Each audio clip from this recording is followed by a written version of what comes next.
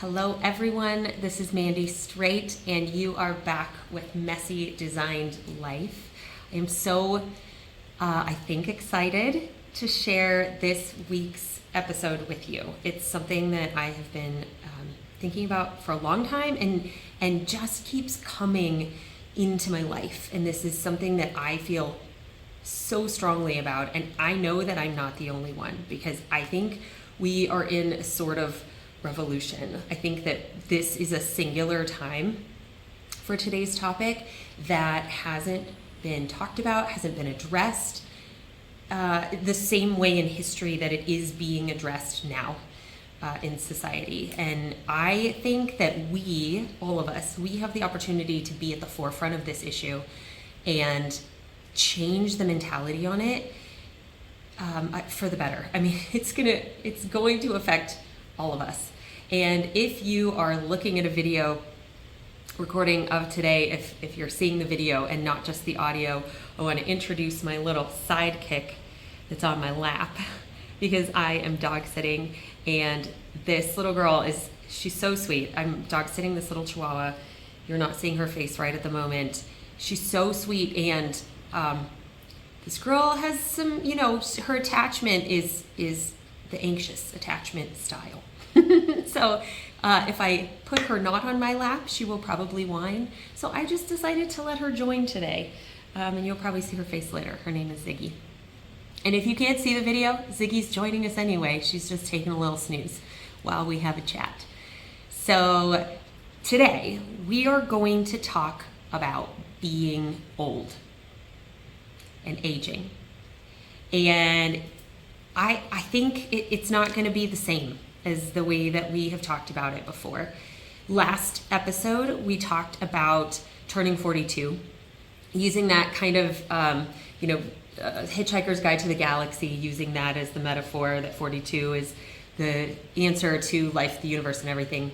Or, I'm sorry, it's the answer to the ultimate question of life, the universe, and everything. Learning from last episode that it's not really about the answers, it's about the questions. And interestingly, so I have been meaning to do this episode, and it just, I hadn't quite gotten to it yet. I feel spurned on to do it, or inspired to do it, because before the previous episode about 42, being 42, I went on Facebook and posted something like, I posted a picture of me on my 40th birthday just because it was a picture, and it was something that had some sort of age marker so that people could follow, like, this is what the post is about. And of course that was almost 3 years ago, the photo. And I said something like, is 42 the answer? What have you learned? What is 42 like for you? And or after, what is it like being 42 or older? And if you're not 42 yet, what do you think that's going to be like? And really, I was inquiring about the experience of whatever this age marks for us, and what we thought it would be like before we get here, and what it's actually like afterward, if you listen to the episode. And the responses that I got were not as intended. The responses that I got were by and large, and I mean like 99% of them, were about aging. It was about, oh, no, you don't look old. Oh, 40's not old. It's awesome. Or, oh, it was so many answers reassuring me that I didn't look old, telling me that old isn't 40, it's later, and all of these things, like, very based around a mentality that I think society has today about aging. So what I want to talk to everyone about today is what is this old thing, quote unquote old? What is that? When does it happen? What are the associations that we have with that label? And how could that be expanded to something that's a lot more healthy and leaves room for a lot more self-discovery and excitement and life enjoyment? So I want to start too by saying that as I was researching 42, and as I posted that on Facebook, there were a few things came up with the term over the hill, which of course we've all heard. Oh, over the hill, over the hill. And it's this thing that is like this looming moment of life. Now we are over the hill. We have hit that point, and once past that, it's all downhill from here. We have hit the apex of our life. We have hit the apex of everything we will do, and now it's all downhill. And we're all going to look back and wish we could be back on the other side of that hill that we climbed up and are now just slowly rolling down into death. Right? I mean, this is over the hill. This is what it sounds like as we hold it in the mindset of current society. And I remember being a kid, and I would have to figure out how old I was. My mom was turning 30. Actually, it may have been my aunt. My mom or my aunt was turning 30. These are how vague my memories are. And as a kid, my sister and I were so excited because they had a cake with black frosting. And they had black balloons, and it was just so different than the normal birthday that's like pink and blue balloons, and it's bright and it's colorful and all of those typical birthday things. And this one was black with black frosting on the cake, and we ate it, and our mouths turned blackish purple, and you stick out your tongue and your teeth were all black. And we thought that was super fun. And at the same time, being that young, we were aware that this over the hill thing, because all the balloons said over the hill, and there was a gravestone on the cake that said over the hill. I mean, this is how we're shaping this aging process in society at the moment. And interestingly, my mom or my aunt, whoever's birthday it was turning 30. They did this over the hill birthday at 30. And I think it's more common to do it at 40. And also I know too that even some of the posts on Facebook said something about, you're not over the hill until you're 50. And so whenever that happens between 30 and 50, whenever you feel like that is an over the hill moment, this is what I want to address, is what are the associations whenever you think that you're getting to that point. I actually looked up over the hill online, and according to the online etymology dictionary, the phrase over the hill originated around 1950. Before that, it wasn't even a thing.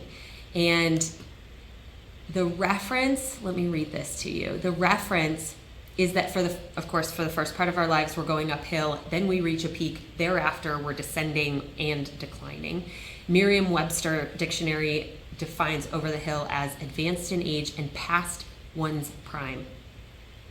And collinsdictionary.com actually says over the hill is a rude way of saying that someone is old, no longer fit, attractive, or capable of doing useful work. Wow. I mean, let's not even address the presidential election and the fact that they're clearly both over 70. I can't remember. I only pay as much attention as I need to the whole thing. But let's look at that. We're having people run the country that we are also saying are not capable of doing useful work. So already there's a mismatch. There's something going on that's not treated correctly or not fully eye-opening. What am I trying to say? There's a contradiction that we're holding and not realizing we're holding it. And so there's this double-sided judgment where there's no winning because we're old and that's what you get to be to run the country. Arguably, maybe 70 is too old, who knows? And at the same time, we're saying, yeah, you're not capable of any meaningful work after you're 40. And I think so many of you will agree with me when I say that is incorrect, short-sighted, and loses so much of the priceless contributions in our society by humans that are over 40. We're just going to miss out on a lot of things. So today I want to address, what if possibly it's better on this side of the hill, or maybe it's just different. Maybe we get to shift the rules a little bit once we get to a different phase, and we get to learn different things. We get to show up differently. We get to see from the other side of the Wizard of Oz curtain, or some other metaphor that makes sense, to say that maybe the way we did it till now was great and valuable and awesome, and maybe at some point it's necessary in life for us to say, that was great, now we're shifting into something different. One year I went to Burning Man and had this massage that was this sort of energetic massage, and there was music playing, and I was in this tent all by myself with the massage person, and there was something about this moment that was transformational.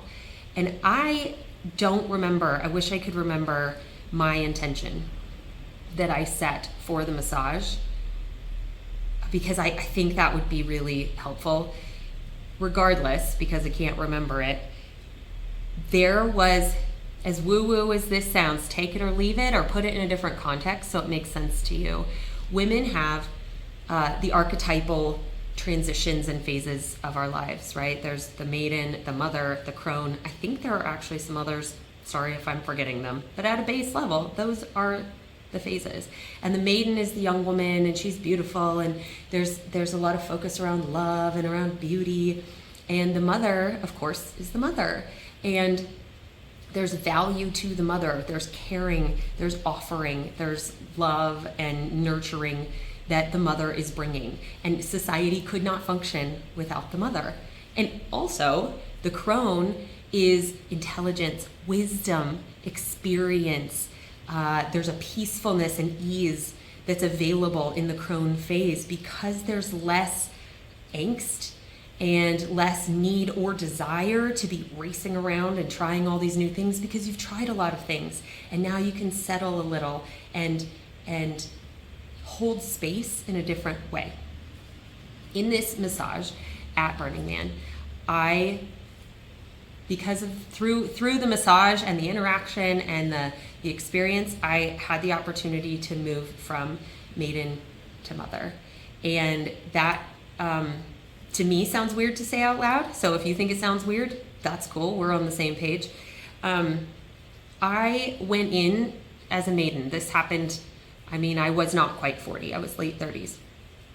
And I am not going to have children. That has been a conscious choice multiple times in my life. When I've checked in with myself, it's not something I didn't have the opportunity to be trying a different path. And this moment in this massage, I realized and felt very clear that there are a lot of ways to be a mother, and that this time around, I don't need to do that in a literal birthing children, raising them kind of a way. I also became very aware that I have so much to offer and to give and to share and to support others and their process and their journey.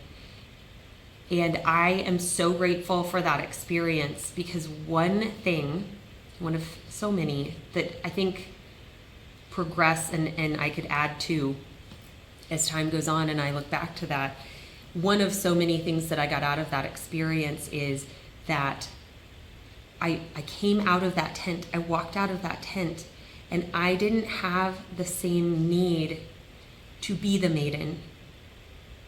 There was something that had released in me that no longer needed to chase that phase of life. And it was, I felt myself, my inner self, turning towards something different and something new. And I did feel a loss. I felt a loss in the sense that when we leave anything, there is loss of what was. And at the same time, I felt so curious and excited, and my world felt expanded in a sense of I used to only be able to see this one way, this maiden way, so many things that encompassed. And now I have stepped into a new space that I still have to learn. I didn't walk out knowing how to hold mother energy.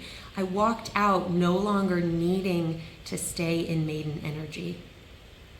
And what I learned from that is that we keep holding, societally, I think we're told, hold on to this maiden energy. This is the only way to be desirable, valuable, to be able to offer anything to society. The only way to do that, and the only way to be a happy person, is to have these maiden qualities.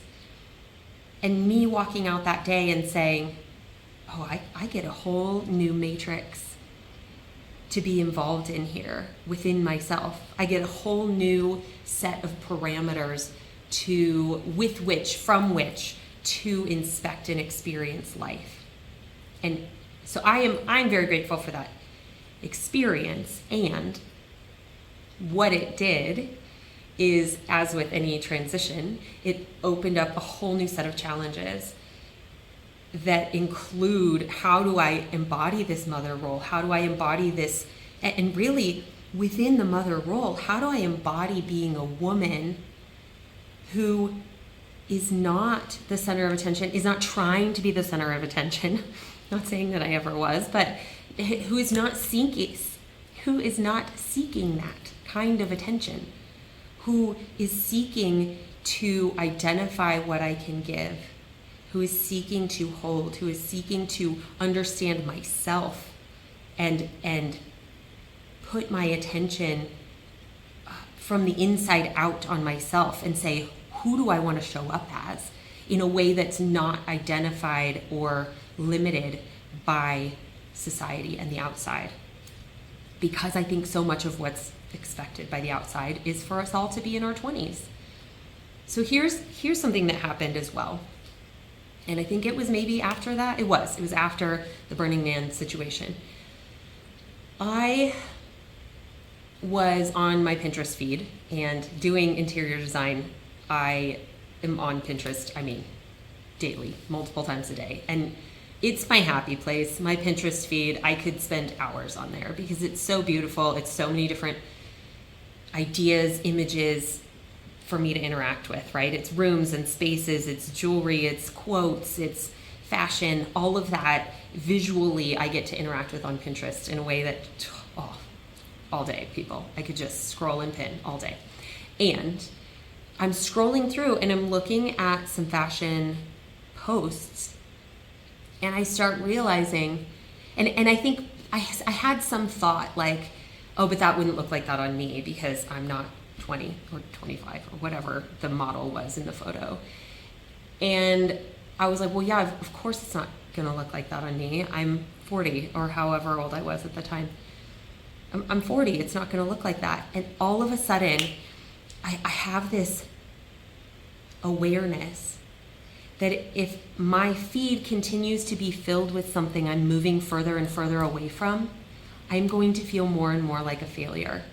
And I'm setting myself up for that feeling of failure. And this didn't feel frustrating. It felt like an enlightenment moment or like, oh, that's why I haven't been feeling good. I just need to shift that. I just need to make it different. So I went to a board that I had on my Pinterest called Moxie. And I had started it for some other reason, just like I think powerful women posts, and it was images and quotes and all of this. And I was like, this is perfect. We're gonna rewrite my Pinterest feed. And I start pinning, I can't remember what I searched for, but I searched for older women, fashion, and I start finding and pinning photos of older women rocking it. Just rocking it. And I started to feel so encouraged, and I think I just keep using the word excited. It just shifts everything. For me to have in my, now I open up my Pinterest feed and that's on there. I don't have to put it there. They know I want to see it. This is the beauty. All I had to do is seed it, and it's giving me what I want. So now I open up my Pinterest And what do I have? I have great fashion, most of which is on women with gray hair, aging women, women who are embracing their full selves and not airbrushed and trying. I'm sure they're still airbrushed. Let's be honest. Let's be super, super honest. I'm sure they are. And in these photos, there's an embracing of the age instead of a resisting of it. And what can it change in our society, in your personal day-to-day experience, if we can rewrite the story that getting older means worse every day? What if we actually turn our attention toward where we want to go? Not where we were, not where society says is like, this is the pinnacle ideal moment of every human's life. It's 25 and we should all look like that again and we should all act like that, and that's the benefit of life is 25 and we're all going to chase it. After we get to 26, we're all just going to be scrambling back and like white knuckle nails into the ground, crawling as close back to 25 as we can get. And I don't want to do it. I don't want to. I want to wear less makeup than I've ever worn in my life. I do that now. I want to think less about leaving my house to get a coffee in the morning with no makeup on. I can't tell you how much the image of what I was supposed to be affected me before. And I know this is very generally a life arc thing that we get to embrace and learn more about. And I wish that I could have learned it better when I was 25 or before that. And now that I start looking forward at something that I can't help but be old. There's no failing. I'm going to be older by the time I finish recording this podcast. Success. I've already won. The question then, instead of being, how can I get closer to that thing I keep moving away from, 25, youth, the question becomes, what am I walking toward? Because here's something too. This is what I was going to say about my physical appearance and how that is different for me now, and it's still, of course, an ongoing process, is that oh man, you guys, I would leave the house before and I had to have done all my makeup, I had to have my hair done, I had to have an outfit, right? It had to be selected and perfect and say exactly what I wanted so that people would know. What would they know? I don't know, something. They would know I was worthy. They would know I was interesting. Pretty, definitely pretty. I mean, thanks Disney movies when we were kids. Thank God those are changing. I mean, one of my primary life objectives was to be pretty. And what the heck did that? Like, the amount of time in my life I've spent on that, I could have done so many things. And it is what it is. We can't go back. At the same time, I can't go back. I can go forward.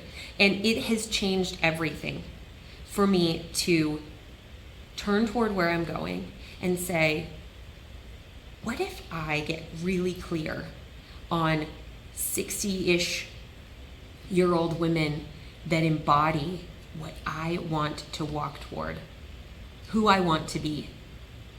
And do you know how many things that has clarified for me? This is, it makes decisions so easy. I don't know if I'll make different decisions about plastic surgery later in my life or about breast augmentations. We all start to question these things as our bodies change, and I have no judgment about any decisions as far as this goes. This perspective, this outlook of looking toward where I want to be when I'm 60 helps me make those decisions well for myself. And maybe it can for you too. What does it change if it's not fighting to be 20 if instead it's saying, here's the 60-year-old that I want to be, in a way that embraces 60? In a way where the 60-year-old is meant to be 60, is valued for being what that is. And isn't scratching backward to try to regain time, because time, people, that is, we can't do anything about that one. So it was interesting, and this is not to say, let me just interject this here. This is not to say that I don't have moments leaving the house where I feel fat, where I feel old, where I feel like you can see all my eye wrinkles. And I know I'm 42, almost 43. There aren't that many of them yet. I'm super aware, but I'm also aware of the fact that it's changing. That at almost 43, it's different than it was 3 years ago. Especially different than it was 10 years ago. So I'm aware of the changing, and yes, it takes effort. This is not something that I'm like, I had the moment of enlightenment and I never will go back again. Well, I refuse to go back and live in that place. That doesn't mean that place doesn't visit me every once in a while, and I have to remind myself where I want to be. The interesting part about that is that because I now have this Pinterest board, or whatever medium would work for you, I can go to this Pinterest board and I can be reminded of where I'm going. I can be reminded of what beauty looks like when it's embracing this moment instead of chasing that old one. And not only is my Pinterest like that, I started finding people to follow on Instagram. I started just changing all of my input to be not just age inclusive, but age celebrating. Because I think there's so much there that we're missing. As we keep looking back to 25, we miss what's here. At 40, at 45, at 55, whatever that is, we're missing it if we keep looking at 25. We can't see the thing right in front of us. And there is so much value that comes with time and age. When I was a kid, I don't even know where this came from. I was very much a tomboy. I liked playing with Micro Machines and Teenage Mutant Ninja Turtles, and I wanted to run out on the playground. I wanted to run around and play kiss tag, totally, because I really liked kiss tag. And soccer and kickball. I loved it. And I would fall down and get, cut and scabs and whatever. And I kind of have a high pain tolerance anyway. I was like, yeah, bruises and scars show that you've lived. And I would pick at my scabs and try to get a scar, which I don't maybe know that's maybe not the way to do it. But I absolutely had the mentality, the outlook that scars were evidence that we've lived. Scars are evidence that we've lived. And wrinkles are the same thing. Because I'm telling you, if I am 60, 70, and I don't have any wrinkles, what have I been doing with my life? I certainly haven't been laughing. I haven't been crying and feeling the fullness of human emotion that we're here to feel. I haven't been doing that. I've been doing something else. So I am not interested in being 60 or 70 with no wrinkles, because scars and wrinkles are evidence that we've lived. And I am curious how we can embrace that.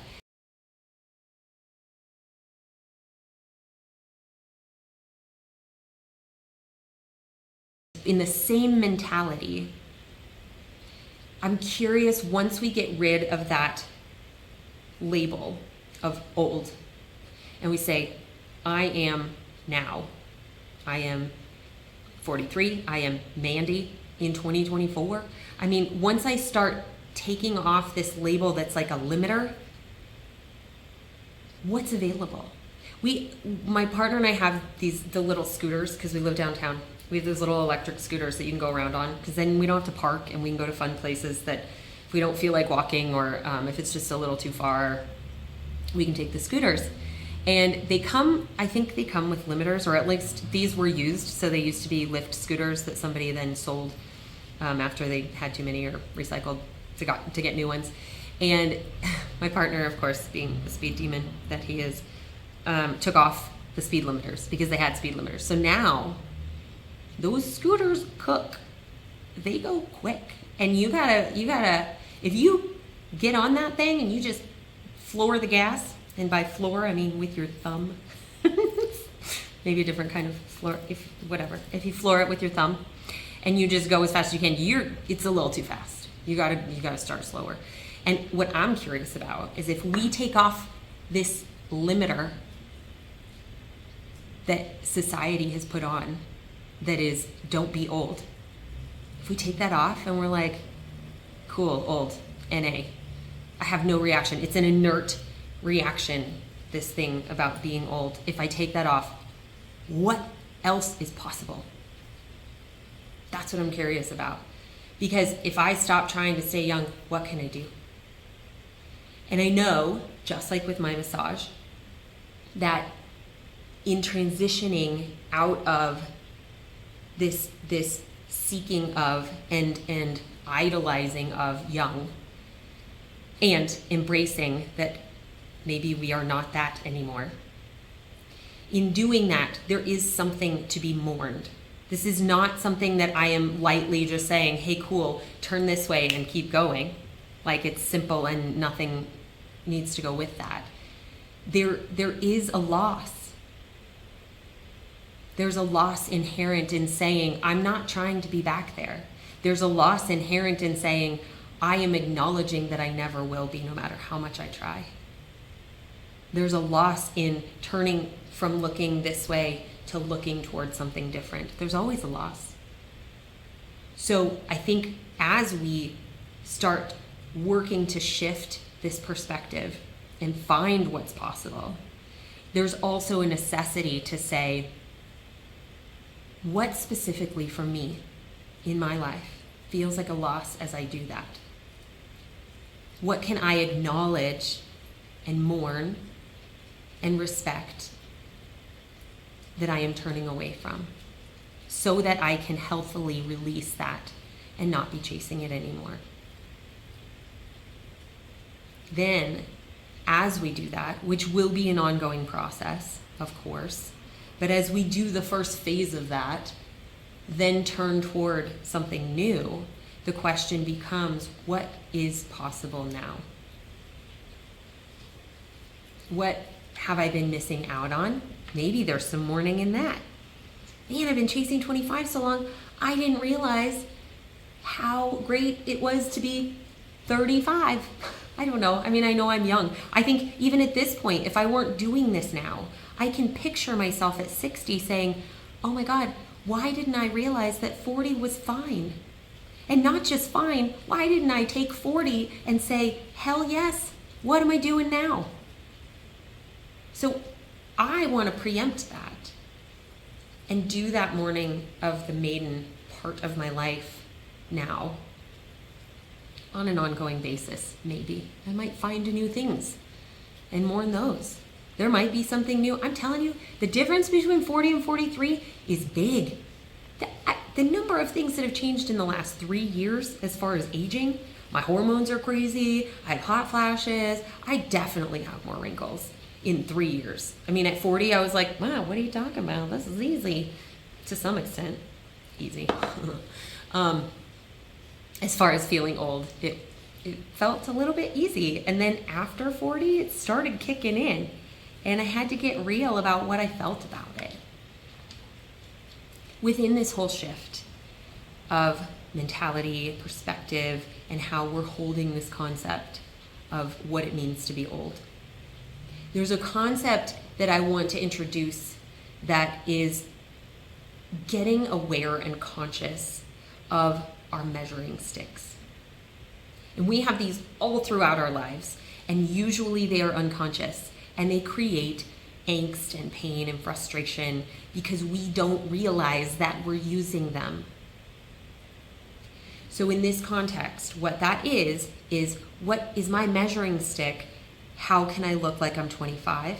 Is my measuring stick 25 is the ideal age for a person to be, or a woman to be, or me to be? Is that my measuring stick, 25? And so as I measure myself, success, happiness, satisfaction, contentment, as I measure all of those things against my measuring stick, is my measuring stick 25 or is my measuring stick 60? And walking toward the 60-year-old woman that I have in my mind that I can not help but get closer to. And in doing that, in looking at that 60, I have different motivation to treat myself well. I drink more water because that 60-year-old woman, she's healthy, her body's happy. And if I want to walk toward that, one more glass of water a day gets me closer in a really easy kind of a way. Getting up and doing 20 minutes of Pilates in my office by the front window where I like to do it for the sunshine, getting up and doing 20 minutes of Pilates takes care of that 60-year-old me. And being that I'm in the mother phase, taking care is something that I get to learn how to do better and better. And how can I take care of that future self? By changing my measuring stick to that. By making my measuring stick healthy, fulfilled, content at 60. It changes everything.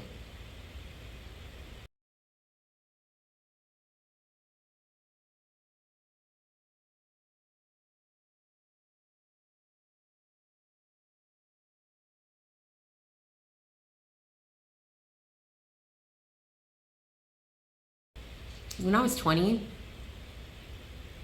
I wasn't very happy with myself either.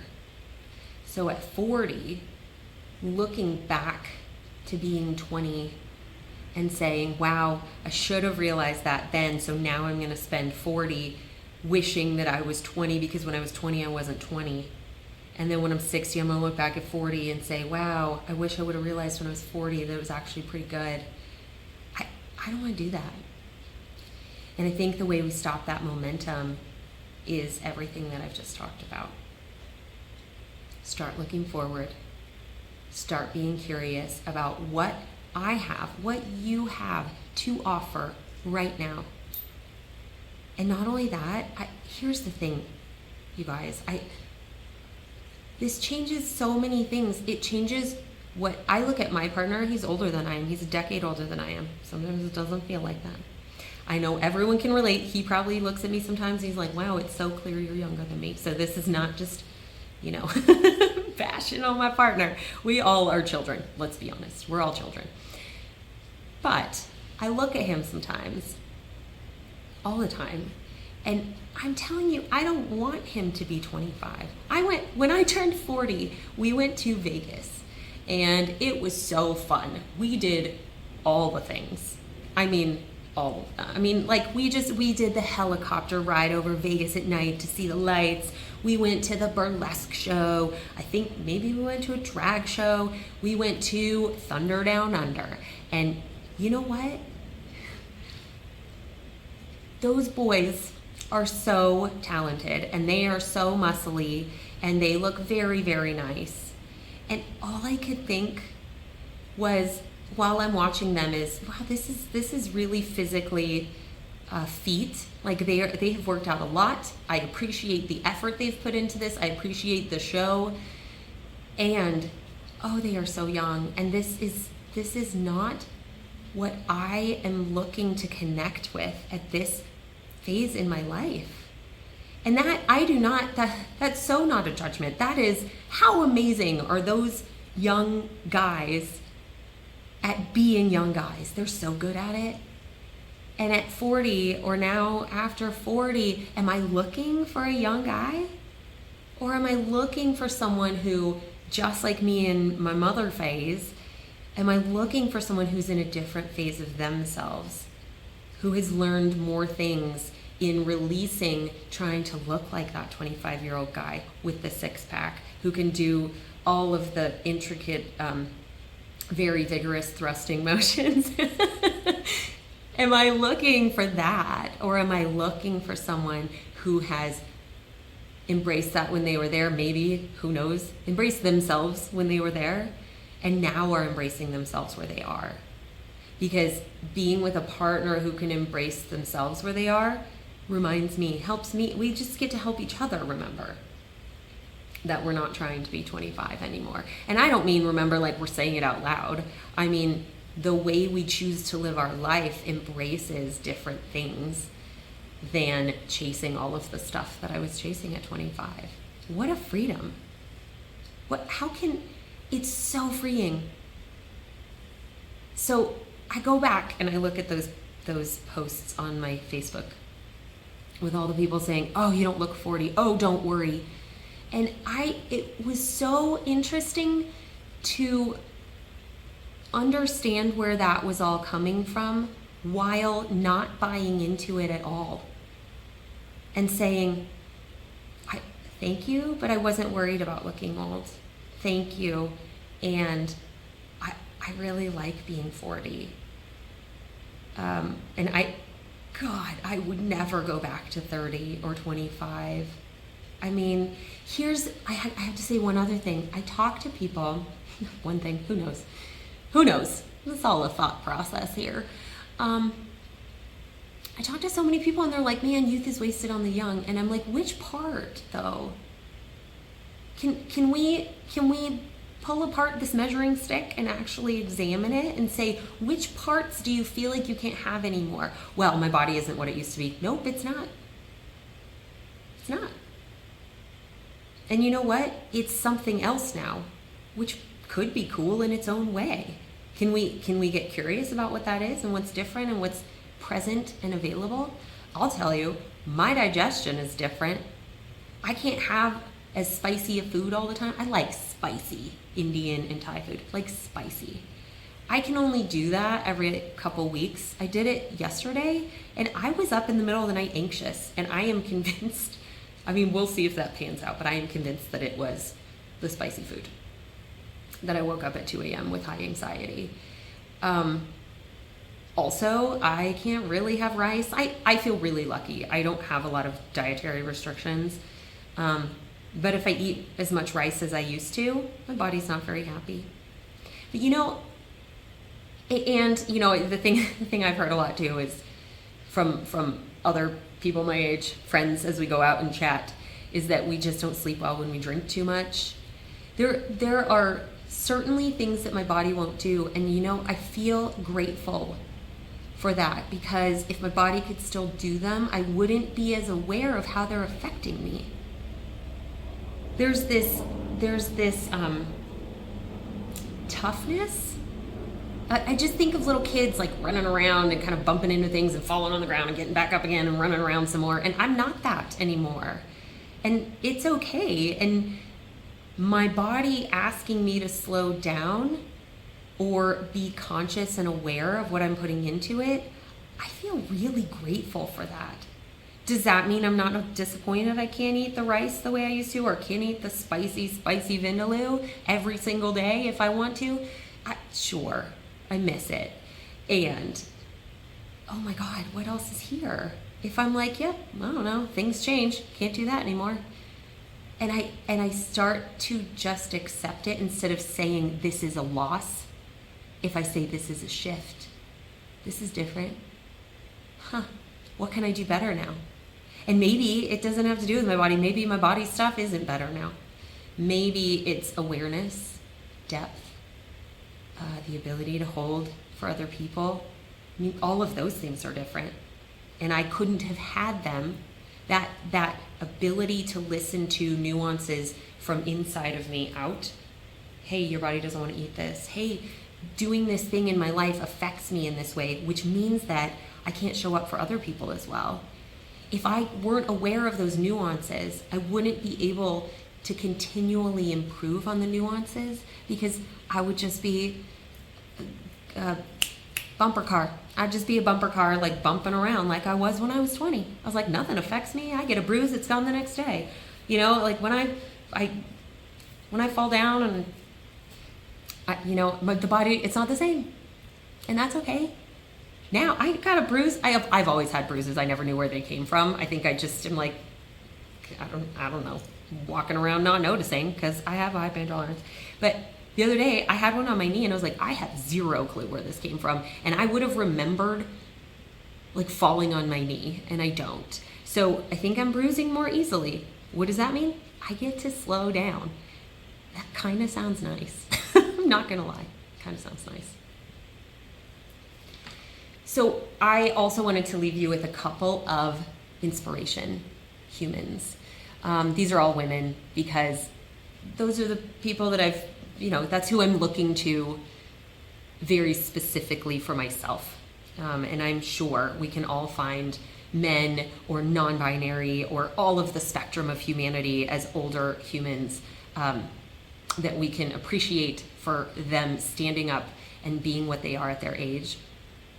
But my list is women because these are women that I follow, that I'm inspired by. And this is a very short list. This is 100% off the top of my head. There are so many resources when we start looking for them for this different inspiration. The first one, I can't even tell you, this woman, I found her through Instagram because I had liked some other stuff from other people, and then of course she comes into my feed. Her Instagram handle is Ven's Wife Style, VENSWIFE style. I will have that in the show notes. This woman, God, she is so chic.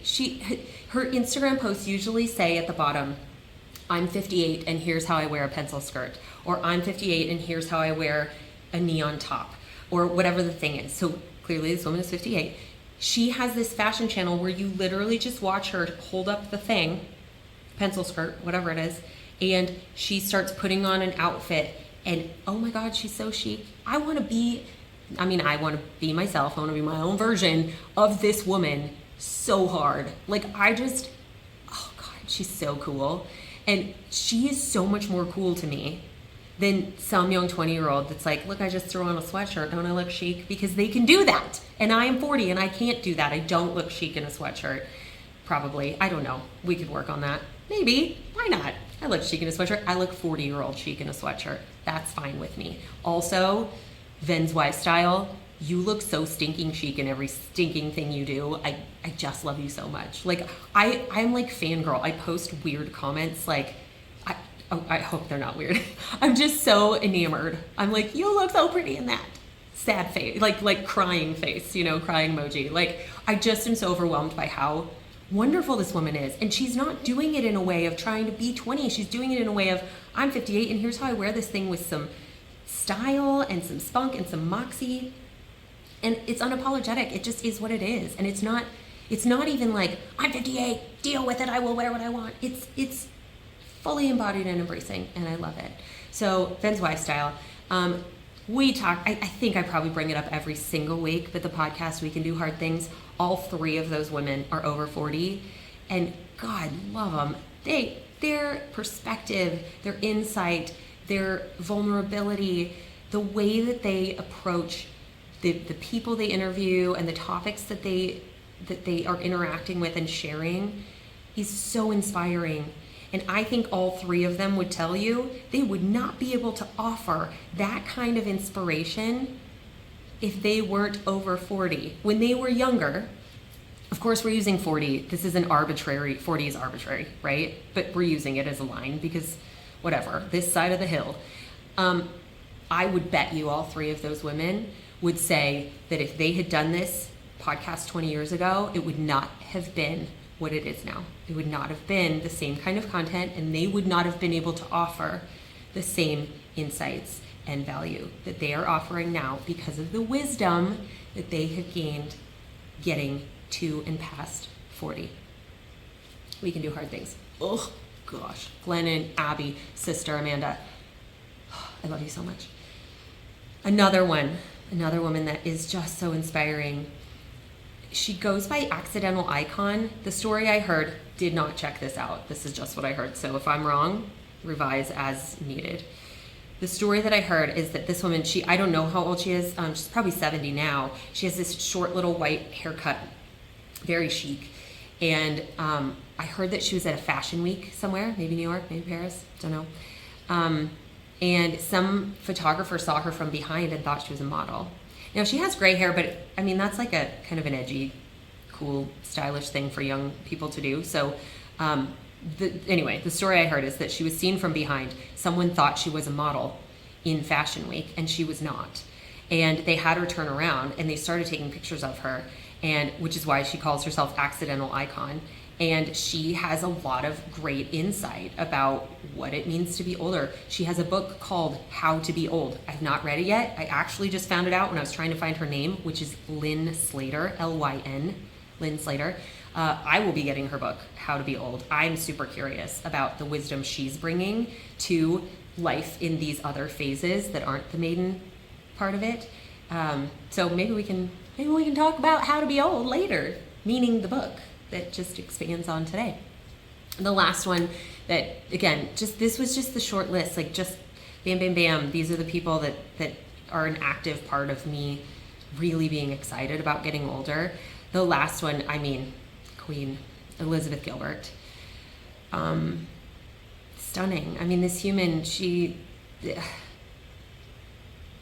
there is something so accepting that I know she has worked very hard to get to. In life, I know there have been a lot of life challenges and a lot of stepping into knowing self better, stepping into learning from things that seem like setbacks and turning them into opportunities to grow and learn.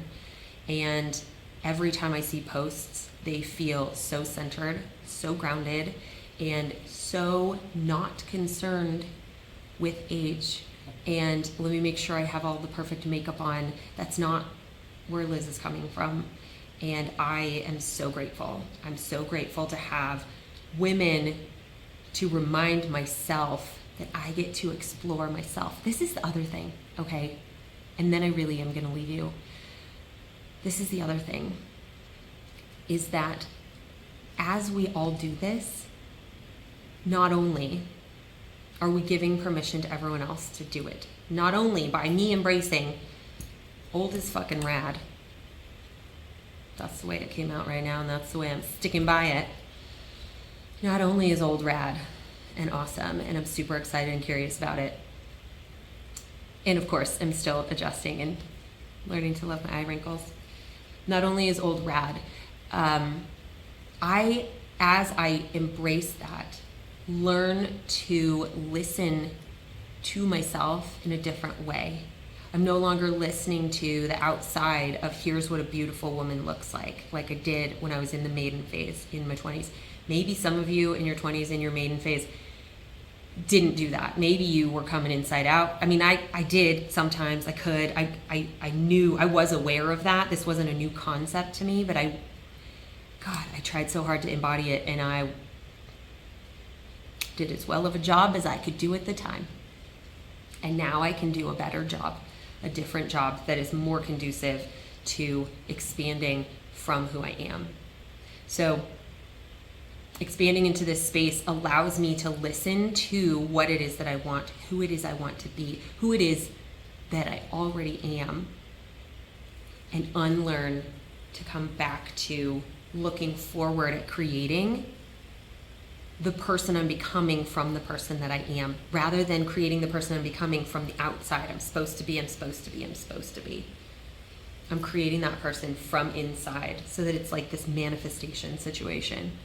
And as I do that, the more that I am able to do that and do it for myself. I mean, in the most beautifully selfish, in myself, for myself, of being satisfied and happy and fulfilled in life.